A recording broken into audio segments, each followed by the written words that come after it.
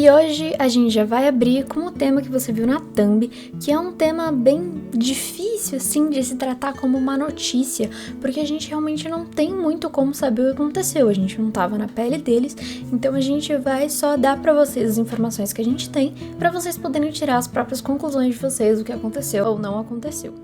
A gente vai falar de uma polêmica que tá se estendendo faz bastante tempo e você provavelmente já ouviu falar de uma ou outra coisa sobre essa história. Mas, né, sem mais enrolação, o tema do vídeo de hoje é o caso do Johnny Depp com a ex-esposa dele, a Amber. Que ela, pra quem não sabe, né, eu acho, não sei em que mundo você está se você não soube disso, mas ela acusou ele de uma série de agressões e de um monte de coisa e agora tá aparecendo que foi tudo mentira.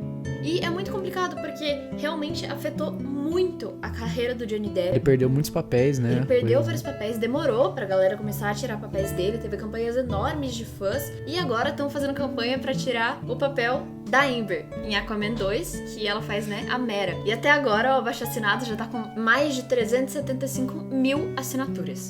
É realmente complicado quando alguém te acusa de alguma coisa que você não fez e dá todo um problema muito grande. Porque se a pessoa é, tipo, pelo menos um pouquinho rancorosa que nem eu sou, eu processaria de volta, entendeu? Então, calúnia e difamação, ainda mais quando é algo público, realmente é um negócio muito complicado. Se realmente provarem que o que ela falou é mentira, pode dar um problema muito, muito grande pra ela. E se o Johnny Depp quiser, ele pode processar ela por danos morais e dar uma série de confusão, né? E fica tudo ainda mais complicado, porque aparentemente quem sofreu o abuso foi o Johnny Depp. E no mundo que a gente tá hoje, a gente tende muito mais a acreditar no abuso que uma mulher sofreu do que no abuso que um cara sofreu. E se tivesse sido essa situação, o Johnny foi realmente muito prejudicado por tudo isso, porque, querendo ou não, uma exposição pública é horrível de qualquer forma, mas pra uma pessoa que depende da fama como público pra ganhar bons papéis, fica pior ainda, sabe? Parte do problema, parte da culpa dele ter perdido vários papéis e várias coisas, tecnicamente também são das próprias empresas, né? Que ao invés de ter uma investigação por trás, ao invés de ter provas concretas de que o que a outra pessoa tá falando é real, não, a empresa simplesmente olha e fala, opa, tem esse cara aqui que tá ocorrendo polêmica com ele, o que a gente faz? A gente tira tudo que ele tem relacionado à nossa empresa.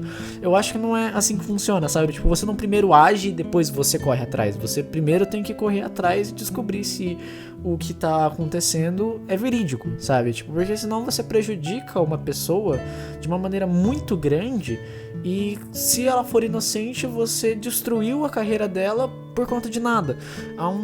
Ano passado, mais ou menos na metade do ano, ocorreu que um cara também foi difamado desse jeito, foi acusado de ter abusado sexualmente de uma mulher durante um tempo, de ter prendido ela na casa dele, em uns lugares assim, e tipo, ele perdeu tudo, ele era um desenvolvedor de jogo e a empresa, uns 30 minutos depois, demitiu o cara, tipo, cancelou o projeto de jogo que ele tava fazendo, tirou tudo que o cara tinha, e no dia seguinte o cara se matou. E uns 2-3 meses depois descobriram que era tudo mentira, entendeu? Que tipo, não aconteceu nada, nem metade das coisas que a moça falou, eles nem se conheciam, entendeu? Então tipo, foi realmente um jogo que a mulher criou pra tirar o cara de jogada, porque provavelmente ele era algum problema pra ela dentro da indústria de jogos, mas tipo, ela tirou tecnicamente a vida dele, sabe? Com esse exposed, vamos dizer assim. Então essas coisas de primeiro a empresa agir, de difamação e calúnia, esse tipo de coisa é realmente muito complicado, é algo que, dependendo com quem você faz, pode ocorrer consequências muito graves, tanto para a pessoa que você está acusando de forma caluniosa, quanto para caso se volte contra você depois, entendeu? E nesse caso, eles não só acusaram, possivelmente, né, uma pessoa inocente, eles acusaram a vítima. Então realmente um negócio horrível. E o que tá levando todo mundo a achar isso, somando aquela história de que ela dizia que ele dava tapa nela, mas na verdade ela que tinha socado ele, e da vez que ela falava que ele tinha cortado o próprio dedo, mas na verdade ela que tinha quebrado os dedos dele. vazaram algumas mensagens do casal conversando com o agente Christian Carino, que o Depp dizia que parecia um sonho e um pesadelo, que era tudo meio difícil demais, que ele queria um novo começo, e a Amber falando que era muito difícil pra ela estar longe dele, que era muito difícil deixar ele. Então isso realmente deu a impressão pro público de que eles terminaram por outras razões, sabe? Que foi um negócio muito difícil pros dois e que os dois estavam com saudade, que os dois estavam sentidos e que provavelmente não tinha sido do jeito que a Amber tinha contado.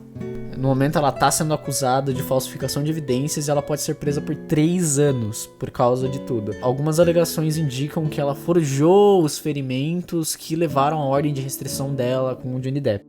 E vale lembrar que a atriz já foi presa em 2009 por abusar de uma ex-parceira doméstica, Tasia Van Ree. Mudando completamente de assunto agora, uma coisa mais feliz aqui, ó, remake de filme, ó, remake de filme aqui, ó, legal, nossa, tirando só aqui a de Fred vs Jason, mas é um remake de filme, é legal, é legal.